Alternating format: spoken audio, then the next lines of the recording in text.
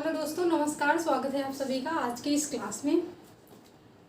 तो आप सभी का स्वागत करते हैं एक्सपर्ट क्लासेस साधना के प्लेटफॉर्म में। दोस्तों, आज की क्लास आपकी रहेगी शिक्षा मनोविज्ञान की क्लास, यानी कि सीडीपी क्लास। तो वीडियो में बने रहिए, वीडियो को लास्ट तक जरूर देखिएगा। तो आज का अपना पहला क्वेश्चन है कि बुद्धि का सर्वप्रथम प्रयोग किसने किया। देखिए, यहाँ पर पूछा जा रहा है कि बुद्धि का सर्वप्रथम प्रयोग किसने किया। तो पहला ऑप्शन है स्पीयरमैन ने किया, दूसरा ऑप्शन है कि फ्रांसिस गाल्टन ने किया, तीसरा ऑप्शन है बिने साइमन ने किया और चौथा ऑप्शन है कि विलियम वुंट ने किया। ठीक है, तो देखिएगा यहाँ पर आपका आंसर यहाँ पर राइट हो जाएगा, फ्रांसिस गाल्टन ने किया। यहाँ से आपके दो क्वेश्चन बनते हैं।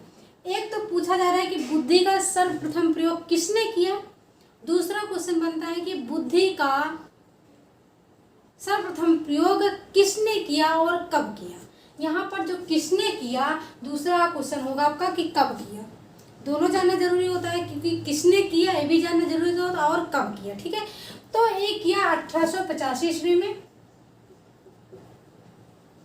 1885 ईस्वी में किया।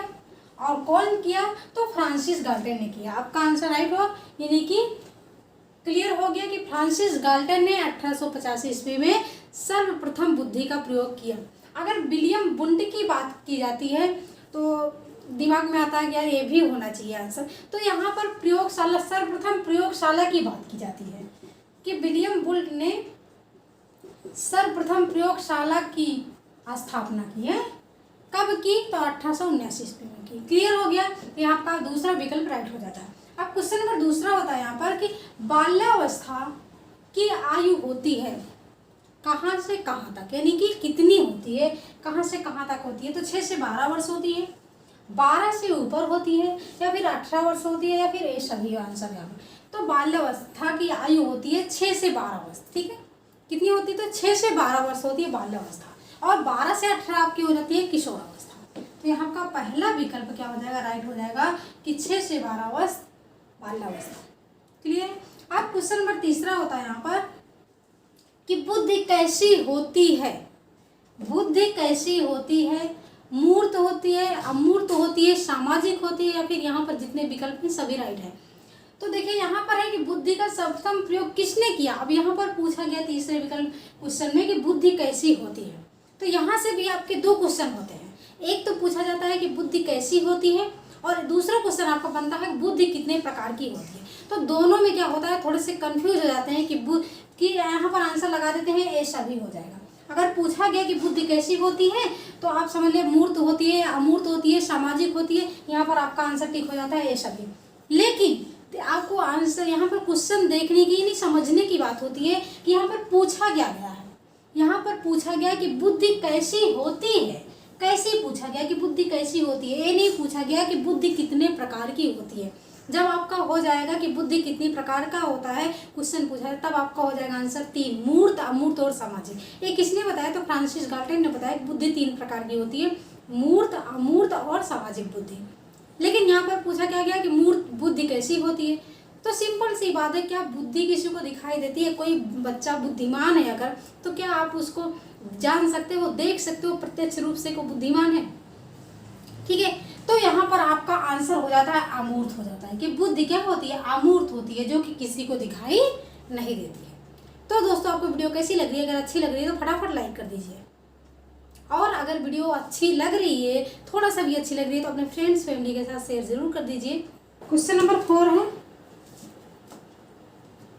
क्वेश्चन नंबर 4 क्या कह रहा है कि निम्नलिखित में से कौन सा सामाजिकरण का प्रमुख कारक है। ठीक है, यहाँ पर पूछा जा रहा है कि सामाजिकरण का प्रमुख कारक क्या होता है।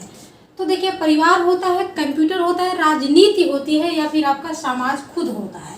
तो पूछा क्या गया कि सामाजिकरण का प्रमुख कारक पूछा गया है। तो सामाजिकरण का प्रमुख कारक होता है, सबसे पहले आपका परिवार होता है।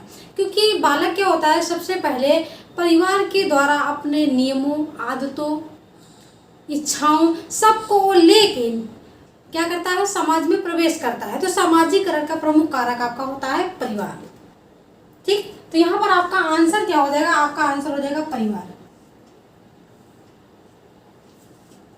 ऐसे आप इसको नोट डाउन कर सकते हो कि सामाजिकरण का प्रमुख कारक परिवार होता है, क्योंकि बालक सबसे पहले परिवार के द्वारा अपने नियमों, आदतों, इच्छाओं सबको लेके वो उसमें सीखता है, उसके बाद वो समाज में क्या करता है, प्रवेश करता है। तो इसलिए सामाजिकरण का जो प्रमुख कारक होता है वो तो आपका परिवार होता है। ठीक है, फर्स्ट प्रायोरिटी किसको दोगे, तो परिवार को दोगे। क्लियर। अब क्वेश्चन नंबर 5 है कि कोहल वर्ग का विकास सिद्धांत किससे संबंधित है। कोहल वर्ग का विकास सिद्धांत किससे संबंधित है, तो पहला है भाषा विकास से संबंधित है, दूसरा विकल्प है कि नैतिक विकास से संबंधित है, तीसरा विकल्प है सामाजिक विकास से संबंधित है, और चौथा विकल्प है संज्ञानात्मक विकास से संबंधित है। ठीक है, अगर नैतिक विकास की बात करते हैं तो आपका क्या आंसर जाएगा, तो कोहल वर्ग का जाएगा। ठीक है, लेकिन संज्ञानात्मक विकास की बात करते हैं तो क्या जाएगा, पियाजे, यानी कि जीन पियाजे। जब संज्ञानात्मक विकास की बात की जाएगी तो जीन पियाजे आपका आंसर जाएगा, क्योंकि संज्ञानात्मक विकास का सिद्धांत किसने दिया, तो जीन पियाजे ने दिया। और भाषा विकास की बात की जाती है तो कौन है, चॉम्स्की है। कौन है, तो चॉम्स्की है। और सामाजिक विकास की बात करें तो क्या हो जाएगा, वाइगोस्की। आपका एक आंसर बचता है, क्या बचता है, तो नैतिक विकास, यानी कि आपका आंसर राइट हो जाएगा कि कोहल वर्ग का विकास सिद्धांत नैतिक विकास सिद्धांत से संबंधित है। किससे संबंधित है, नैतिक विकास से सिद्धांत संबंधित है। संज्ञानात्मक विकास का सिद्धांत पियाजे से संबंधित है, नैतिक विकास का सिद्धांत कोहल वर्ग के संबंधित है, और सामाजिक विकास का सिद्धांत किससे संबंधित है, वाइगोस्की से संबंधित है, और भाषा विकास क्या है, अपने में चॉम्स्की से संबंधित है। तो इसलिए आपका आंसर जाएगा नैतिक विकास, यानी कि कोहल वर्ग। क्लियर हो गया, यहाँ तक किसी को कोई एनी डाउट। क्वेश्चन नंबर 6 है, क्या पूछा जा रहा है कि निम्नलिखित में से कौन समावेशी शिक्षा में, निम्नलिखित में से कौन समावेशी शिक्षा में एक शिक्षण कौशल नहीं है। ठीक है, क्या पूछा गया है कि निम्नलिखित में से कौन समावेशी शिक्षा में शिक्षण कौशल नहीं है। ठीक, तो यहाँ पहला विकल्प है ब्लैक बोर्ड, दूसरा है पूछताछ, तीसरा विकल्प है समस्या समाधान, और चौथा विकल्प है सुदृढ़ या प्रबल। ठीक है, तो समावेशी शिक्षा में क्या होता है कि हम एक दूसरे से पूछताछ करें। अगर हमारी प्रॉब्लम है तो हम क्या करेंगे, अगर बालक की, किसी बच्चे की कोई प्रॉब्लम है तो टीचर से क्या करेगा, संपर्क करेगा, उससे पूछताछ करेगा। तो क्या होगा, समावेशी शिक्षा का एक कौशल है। ठीक है, समस्या समाधान, अभी बात की ना कि पूछताछ का मतलब समस्या समाधान। अगर हमारी समस्याएं हैं तो उसका समाधान कैसे होगा, एक दूसरे से पूछेंगे या फिर अपने अध्यापक से संपर्क करेंगे। तो क्या होता है, ये भी कौशल है, यानी कि पूछताछ करेंगे। किसका पूछताछ करेंगे, समस्या का। समाधान उसका कैसे होगा, इसका पूछताछ करेंगे। और बालक है तो वो किससे करेगा, अपने टीचर से करेगा। और चौथा विकल्प एक सुदृढ़ या प्रबल, और जब उसको उसके समस्या का समाधान मिल जाएगा तो उस समाधान को क्या करेगा, एकदम वो सुदृढ़ बनाएगा, मजबूत बनाएगा। तो यहाँ पर पूछा गया है कि कौन सा नहीं है, तो ये सभी, यानी कि समस्या समाधान, पूछताछ, सुदृढ़ या प्रबलन, ये क्या है, समावेशी शिक्षा में एक शिक्षण कौशल है। लेकिन पूछा गया है कि क्या नहीं है, तो आपका हो जाएगा ब्लैक बोर्ड, ये शिक्षण कौशल नहीं है। तो क्या है, ब्लैक बोर्ड अगर शिक्षण कौशल नहीं है तो क्या है, तो ये है शिक्षण सहायक सामग्री। क्या है, तो ये है शिक्षण सहायक सामग्री है,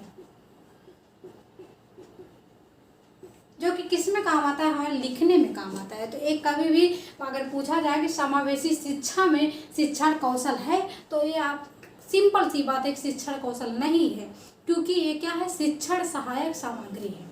ठीक, क्लियर हो गया। तो कौन सा आंसर हो जाएगा आपका, ब्लैक बोर्ड हो जाएगा, क्योंकि ये सहायक सामग्री है। अब क्वेश्चन नंबर 7 है कि बच्चा किस प्रकार से सीखता है। बच्चा किस प्रकार से सीखता है, पुस्तक पढ़कर सीखता है, क्या बच्चा पुस्तक पढ़ के सीखता है, दूसरा विकल्प है परिचर्चा करके, तीसरा विकल्प है प्रश्न पूछकर, चौथा विकल्प है कई प्रकार से। तो देखिए, एक बच्चा अगर सीखता है, आप उसको कुछ अगर पोयम, कोई सी पोयम पढ़ा रहे हो तो पुस्तक पढ़ के भी सीखता है, एक दूसरे से पूछताछ करके भी वो सीखता है, तीसरा विकल्प प्रश्न पूछकर, वो प्रश्न पूछकर भी सीखता है। यानी कि बच्चा किस प्रकार सीखता है, तो बच्चा कई प्रकार से सीखता है। कितने प्रकार से सीखता है? कई प्रकार से बच्चा सीखता है। पुस्तक पढ़ के भी सीखता है, प्रश्न पूछ के भी सीखता हो, एक दूसरे से पूछ के, यानी कि आपस में जिसको बोलते हैं आदान प्रदान, अपनी बातों को आदान प्रदान परिचर्चा करके भी सीखता है। तो यहाँ पर आपका राइट विकल्प हो जाएगा चौथा कि बच्चा कई प्रकार से सीखता है। ठीक। अब क्वेश्चन नंबर 8 है कि निम्न में से कौन सा अधिगम का वक्र नहीं है? तो देखिए नतोदर वक्र है अधिगम का, सरल रेखीय वक्र है अधिगम का, अगर यहाँ पर उन्नतोदर भी पूछा जाए वो भी अधिगम का वक्र है, लेकिन यहाँ पर लंबवत कोई वक्र नहीं है। तो आपका यही विकल्प आपका राइट हो जाएगा, क्योंकि क्या पूछा गया कि वक्र अधिगम का नहीं है, तो यहाँ पर लंबवत जो है अधिगम का वक्र नहीं है। ठीक। उन्नतोदर यानी कि सरल रेखीय वक्र, नतोदर वक्र, उन्नतोदर वक्र और मिश्रित वक्र। वक्र कितने प्रकार के होते हैं? तो वक्र 4 प्रकार के होते हैं और चारों प्रकार के लंबवत वक्र नहीं है अधिगम का, तो इसलिए यहाँ पर राइट विकल्प ए हो जाएगा। क्लियर है? क्वेश्चन नंबर 9 है कि फ्रोबेल ने निम्न में से किस खेल पर बल दिया? देखिए अभी तक हमने पढ़ा है कि फ्रोबेल का सिद्धांत क्या था। अब यहाँ पर जानेंगे कि फ्रोबेल ने किस खेल पर सबसे ज़्यादा बल दिया। तो यहाँ पर देखिएगा गेंद का खेल होगा, या फिर आकृतियों के खेल पर बल दिया, या फिर ब्लॉक का खेल पे बल दिया, या फिर उपयुक्त सभी हो जाएगा। तो जो फ्रोबेल थे, फ्रोबेल ने सबसे ज़्यादा गेंद के खेल पर बल दिया। यहाँ पर आपका जब भी आपके ऑप्शन में आ जाए आकृतियों का खेल, तो आप जो है आंसर क्या टिक करेंगे कि खेल होगा कौन सा? गेंद का खेल होगा। और फ्रोबेल की बात जब की जाएगी तो गेंद का खेल। क्लियर है? अब क्वेश्चन बढ़ते हैं कि प्रोजेक्ट विधि किससे संबंधित होगा? प्रोजेक्ट विधि 2 लोगों से संबंधित है, किलपैट्रिक और जॉन डेवी। अगर आपके आंसर में किलपैट्रिक है या फिर जॉन डेवी, तो जो फर्स्ट प्रायोरिटी देंगे किसको देंगे? पहली बात तो वहाँ पर 2 ऑप्शन में देंगे ही नहीं, या तो किलपैट्रिक देंगे या तो जॉन डेवी देंगे। ठीक है। अगर आपका दोनों है तो आप जो है वहाँ पर ऑप्शन भी आपका हो जाएगा, दोनों हो जाएगा। अगर फर्स्ट प्रायोरिटी की बात की जाए तो आप जॉन डेवी को लगाइएगा। ठीक है। तो आपका आंसर क्या हो जाएगा? जॉन डेवी हो जाएगा। जब प्रोजेक्ट विधि किससे संबंधित है तो जॉन डेवी से संबंधित है। यहाँ पर आपका पहला विकल्प राइट हो जाएगा। तो दोस्तों वीडियो आपको कैसी लगी या फिर अच्छी लगती है? अगर आप वीडियो को अगर आप वीडियो को पहली बार वॉच कर रहे हैं तो वीडियो को लाइक कर देना। अगर आप सेशन में पहली बार जुड़े हैं तो चैनल को सब्सक्राइब, साथ ही बेल आइकन को प्रेस कर देना, जिससे डेली वीडियो का नोटिफिकेशन आपको मिलता रहे। और अगर हमारी वीडियो थोड़ी सी भी अच्छी लगी हो तो वीडियो को शेयर कर देना जरूर। Thanks for watching video. This is Sadhana Tyagi expert classes.